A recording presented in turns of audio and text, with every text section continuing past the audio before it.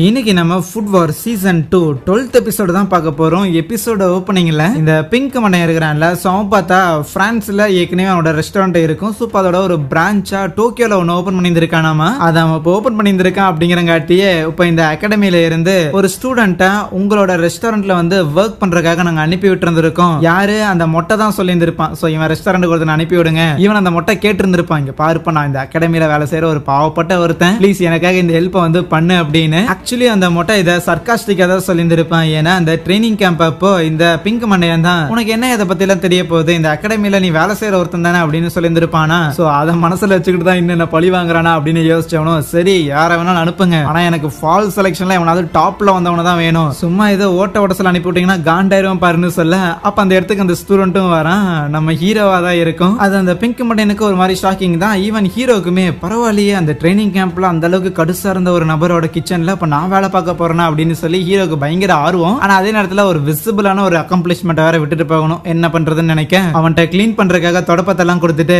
இன்னும் இந்த இடத்த நம்ம கழுவி சுத்தம் பண்ணல, அதனால வா ஒன்னா சேர்ந்து சுத்தம் பண்ணுவான்னு சொல்ல, ஏன்டா கடையை ஓபன் பண்ணீங்க ஆனா இன்னும் அதை கூட பண்ணலையாடா அப்படின்னு ஹீரோக்கு ஷாக்கு. சோ இப்ப கூடவே பார்த்தா இன்னும் சில 2 பொண்ணுங்க வந்து இருப்பாங்க. அவங்க கேட்பாங்க, நாமளே எதுக்கு எல்லா வேலையும் செய்யணும், நீங்க தான் பெரிய அவார்டு வாங்கின ஒருத்தர் தானே, உங்களுக்கு கண்டிப்பா நிறைய இன்வெஸ்டர்ஸ் எல்லாம் இருப்பாங்கல்ல, சோ அவங்கள யார்கிட்டயாவது வந்து காசெல்லாம் வர வச்சு இந்த கிளீன் பண்ற வேலை, இந்த இன்டீரியர் வேலை எல்லாத்தையும் வேற யார்கிட்டயாவது கொடுக்க வேண்டியதானு கேட்க, என்னோட மேஜரான இன்வெஸ்டர்ஸ் எல்லாருமே வந்து அந்த ஃபர்ஸ்ட் ரெஸ்டாரண்ட் சேர்ந்தவங்க தான். சோ 2வது ரெஸ்டாரண்ட் ஓபன் பண்றதுக்கே அவங்க யாரும் பெருசா என்கரேஜ் பண்ண மாட்டேன்ட்டாங்க. இருந்தாலும் நான் ஓபன் பண்ணியிருக்கேன், அதனால இங்க நான் தான் எல்லா வேலையும் பார்ப்பேன்னு சொல்லுவானா. இந்த 2 பொண்ணுங்களுமே பார்த்தா பிரான்ஸ்ல ஒர்க் பண்ணியிருந்திருப்பாங்க. கூடவே சைட்ல பார்த்தா அந்த பிரான்ஸ்ல இருந்து ஒருத்தனை பிடிச்சி வந்திருப்பாங்க. சோ அவன் வந்து இந்த இடத்துல இந்த டோக்கியோ பிரான்ச்சோட ஹெட் செஃப் ஆமா. இதுக்கு முன்னாடி அந்த பிரான்ஸ்ல இருந்த பிரான்ச்ல வந்து ஒரு அசிஸ்டன்ட் ஹெட் செஃபா இருந்திருப்பான். ஏன்னா அங்க இந்த பிங்க் மண்டையன் ஹெட் செஃப். சரி தல நம்ம ஹீரோ அவன்கிட்ட ஹேண்ட் ஷேக் எல்லாம் பண்ணிட்டு அதுக்கப்புறம் அந்த பிங்க் மண்டையன் கூட சேர்ந்து அங்க இருக்கிற பொருட்கள் எல்லாத்தையும் தூக்கி நகர்த்தி வச்சுக்கிட்டு இருப்பாங்களா. இந்த வேலையெல்லாம் காண்டா இருந்தாலும் ஒரு கடையை ஓபன் பண்ணும்போது எவ்வளவு கஷ்டம் இருக்கும் அப்படிங்கறத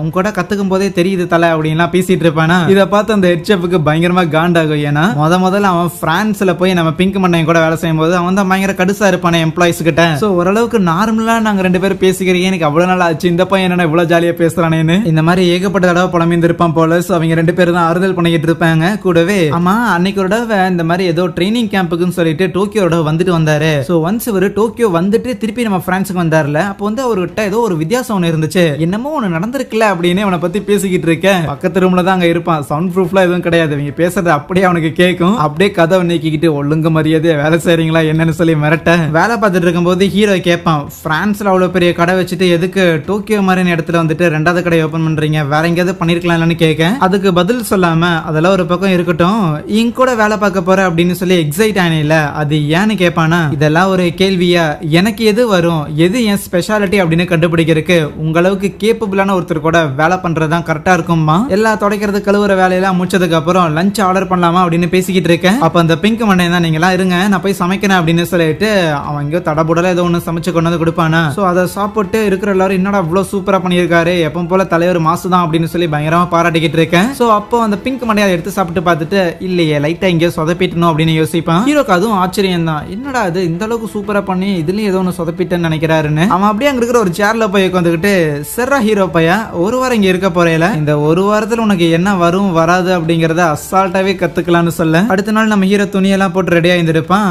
கடை ஓப்பன் ஆயிருந்திருக்கும், ஆனா ரெகுலர் கஸ்டமருக்கு கிடையாது, கொஞ்சம் க்ளோஸா தெரிஞ்சவங்களை மட்டும் கூப்பிட்டு வச்சு அவங்க பிரான்ஸ்ல என்னெல்லாம் சமைச்சிருப்பாங்களோ அதை சும்மா ட்ரையல் பண்ணி பார்த்துட்டு இந்த இடத்துக்கு எது செட் ஆகும் அப்படிங்கறத வந்து சோ ஒரு 1 வீக் கழிச்சு அபிஷியலா ஓபன் பண்ற மாதிரி இருக்கும். இதுக்குதான் குக் பண்றதுக்காக எல்லாத்தையும் தயார் பண்ணி வச்சிருக்காங்களா. அவங்களோட ஃபர்ஸ்ட் கஸ்டமர் அந்த இடத்துக்கு வர, அந்த 2 பொண்ணுங்க அந்த ஹெட் செஃப்னு சொல்லி எல்லாரும் நர்வஸா ஒரு மாதிரி அமைதியாவே சமைப்பாங்களா. ஹீரோவும் அப்படியே போயிட்டு ஒரு பாத்திரத்தை எடுத்து வைக்கும் போது சத்தம் வந்துடும். உடனே அந்த பிங்க் மண்டைய இன்னொரு தடவை சத்தம் வந்துச்சுன்னா துரத்தி விட்டுருவான்னு மிரட்டுவான். அங்க வந்து சாப்பிடுற கஸ்டமர்ஸுக்குமே இந்த சாப்பாடுலாம் ரொம்ப பிடிச்சிருந்திருக்கும். ஆனா இருக்கிறது 4 டேபிள் தான். ஆனா அந்த 4 டேபிள்ல ஒரு சாப்பாடு கொண்டு போய் வைக்கிறதுக்கு அந்த ஒரு டிஷ் வந்து கம்மியா தான் இருக்கும். ஆனா அதை டெக்கரேட் பண்றது ப்ரிப்பேர் பண்றதுக்கே வந்து அவ்வளவு நேரம் ஆகும். அவ்வளவு நேரம் ஆகுங்கிறத விட அவ்வளவு ஸ்டெப்ஸ் இருக்கும். சோ அடுத்தடுத்து பண்ணிட்டே இருக்க நம்ம ஹீரோலாம் கொஞ்ச நேரத்திலே வந்து டயர்டாக ஆரம்பிச்சிருவோம். டேபிள் 1ல இந்த டிஷ் கேட்டிருந்திருக்காங்க, சோ அதுக்கு வந்து நீ இதை கட் பண்ணி ஆகணும். டேபிள் 2ல இது கேட்டிருந்திருக்காங்க, அதுக்கு நீ அதை வேக வச்சு ஆகணும். டேபிள் 3ல இது கேட்டிருந்திருக்காங்க, அது கேட்டிருக்காங்க அப்படின்னு சொல்லி அந்த ஒரே ஒரு சிங்கிள் டிஷ்காக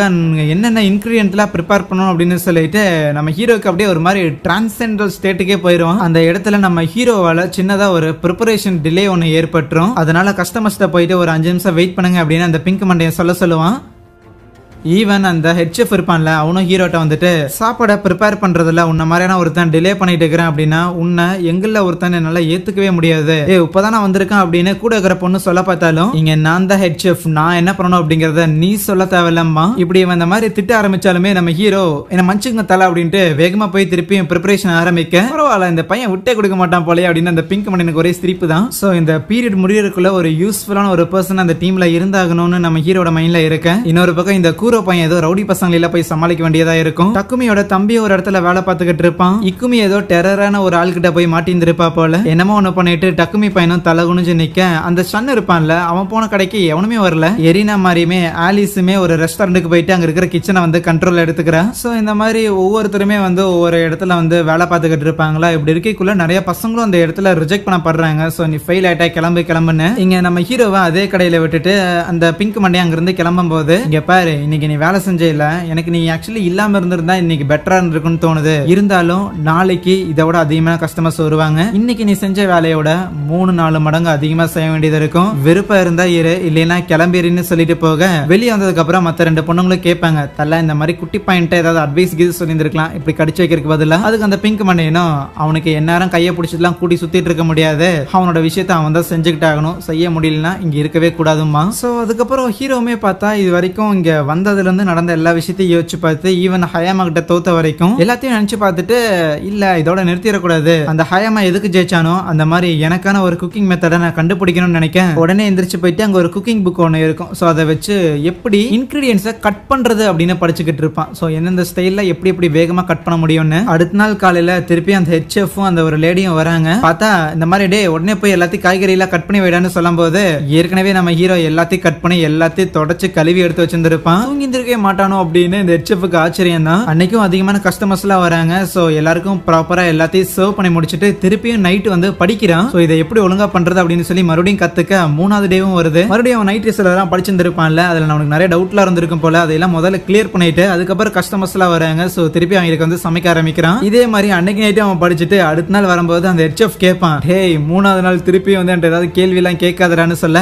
எனக்கு கேள்வி இருக்கு வெறும் 55 கேள்வி தான் அப்படின்னு சொல்லி மறுபடியும் டவுட் கேட்டுக்கிட்டு இருப்பான். அதுக்கப்புறம் அப்படி நாட்கள் போய்கிட்டே இருக்க பார்த்தா நம்ம ஹீரோ ஒன்ஸ் சமைச்சு முடிச்சிட்டியாடா அப்படின்னு சொல்ல வரக்கு முன்னாடியே அவன் அந்த இன்கிரீடியன்ஸ் எடுத்து கொடுக்க ஆரம்பிச்சிடறான். சோ பயங்கர வேகமா அவன் சமைக்க ஆரம்பிக்க நம்ம ஹீரோக்கு இது ஜாலியாக ஆரம்பிச்சிடும்.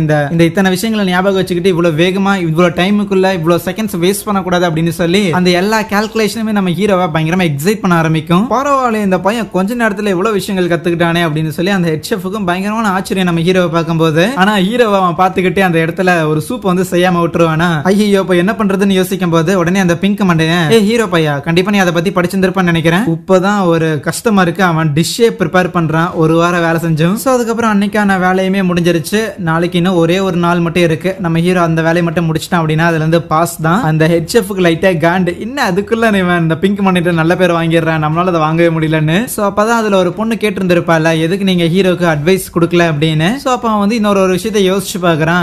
ஆப்வியஸ்லி அந்த ட்ரைனிங் கேம்ப்ல ஃபுட்பாலுக்கு வரீங்களா அப்படின்னு சொல்லி சேலஞ்ச் பண்ணிருப்பான்ல, அவன் தான் என்னையே சேலஞ்ச் பண்ணவனாச்சு.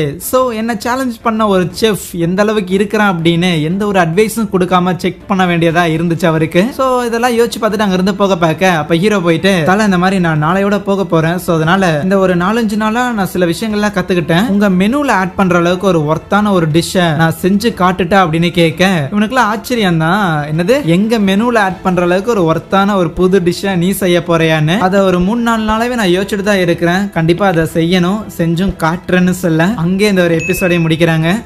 So thank you.